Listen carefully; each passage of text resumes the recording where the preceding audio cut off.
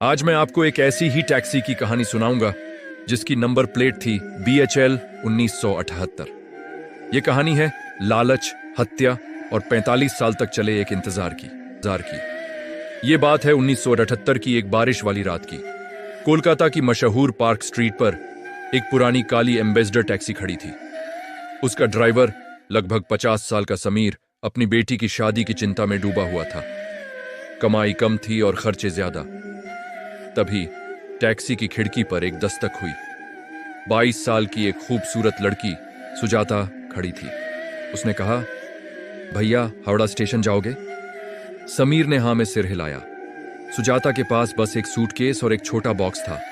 डिग्गी में सामान रखते हुए सूटकेस का लॉक खुल गया और समीर की नजर अंदर रखी शादी की साड़ी और चमचमाते जेवरों पर पड़ी।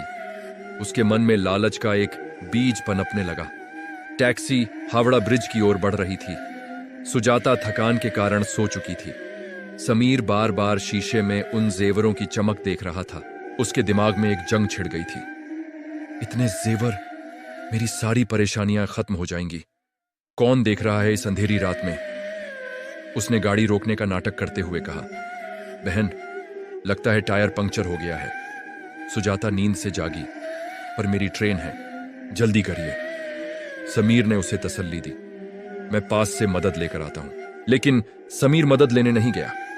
उसने टैक्सी हावड़ा स्टेशन के रास्ते से हटाकर किडनापुर की एक सुनसान अंधेरी गली में मोड़ दी। सुजाता पूरी तरह जाग चुकी थी। उसने घबरा कर पूछा, भैया ये कौन सा रास्ता है? समीर ने कहा, शॉर्टकट है बहन। सुजाता को खतरा महसूस हो गया। वो चिल्लाई, गाड़ी रोको, मुझे यहीं उतार दो। समीर ने गाड़ी नहीं रोकी। सुजाता मदद के लिए चीखने लगी। गुस्से में समीर ने अचानक ब्रेक लगाया और चिल्लाया, चुपचाप जेवर निकालो और निकल जाओ। सुजाता गिड़गिड़ाने लगी, ये मेरी शादी के जेवर हैं, प्लीज ऐसा मत करो।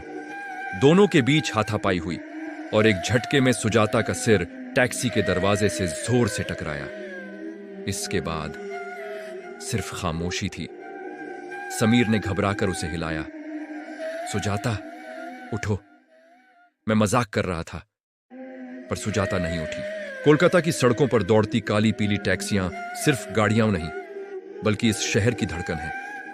इनमें हजारों कहानियां सफर करती हैं, कुछ खुशी की, कुछ गम की और कुछ ऐसी जो कभी अपनी मंजिल तक नहीं पहुंच पाई।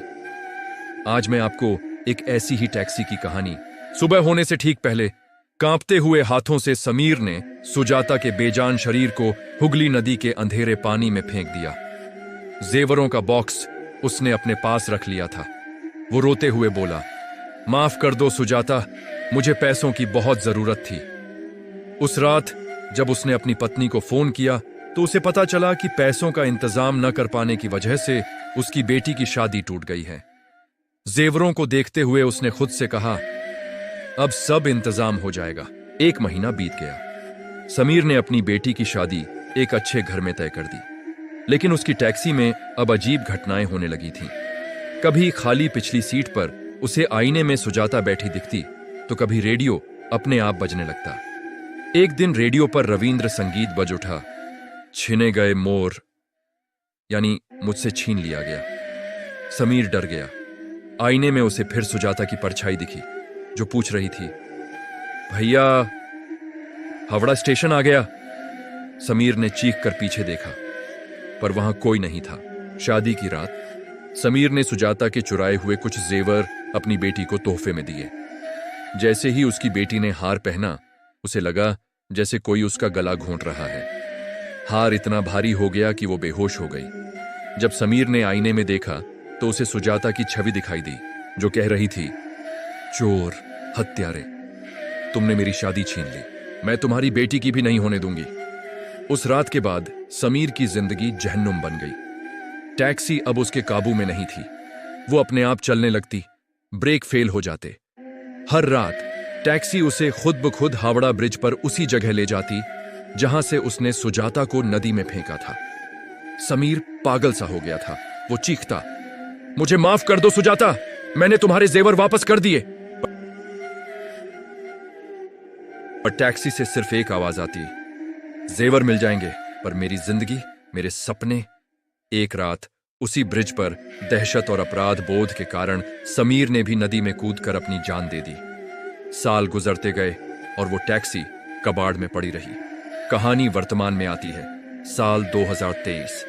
राहुल नाम के एक नौजवान लड़के ने पुरानी गाड़ियां ठीक करने वाले अपने दादा की मदद से उसी काली एम्बेसडर को दोबारा सड़क पर उतारा। नंबर प्लेट अब भी वही थी, BHL 1978। राहुल ओला उबर के जमाने में अपनी विंटेज टैक्सी बड़े शौक से चलाता था।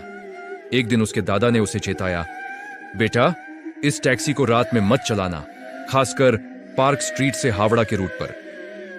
उन्होंने उसे 1978 की उस अधूरी कहानी के बारे में बताया। लगभग 11:15 बजे राहुल पार्क स्ट्रीट पर सवारी का इंतजार कर रहा था।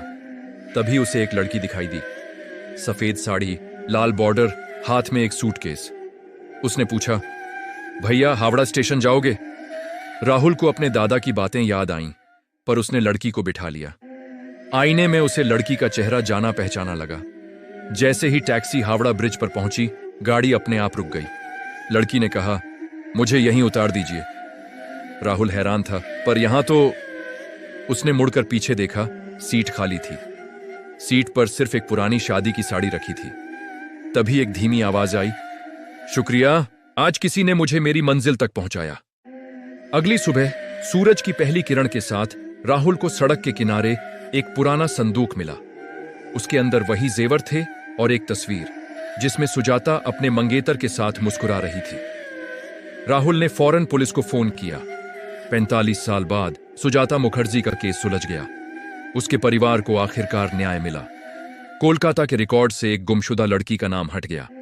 कहीं दूर से एक आवाज आई, अब मैं जा सकती हूं, मेरी शादी की तैयारी पूरी हो गई। आज राहुल की वो काली एम्बेसडर सुजाता मेमोरियल टैक्सी के नाम से जानी जाती है। वो उन लड़कियों को मुफ्त में सफर कराता है जिनकी शादी होने वाली हो। कोलकाता की ये कहानी सिर्फ एक भूत की कहानी नहीं है, ये न्याय के उस इंतजार की कहानी है जो कभी कभी दशकों तक चलता है। और शायद इसीलिए आज भी कभी कभी देर रात पार्क स्ट्रीट पर एक काली एम्बेसडर दिख जाती है, जो सिर्फ एक टैक्सी नहीं बल्कि इतिहास की गवाह है। देखने के लिए शुक्रिया।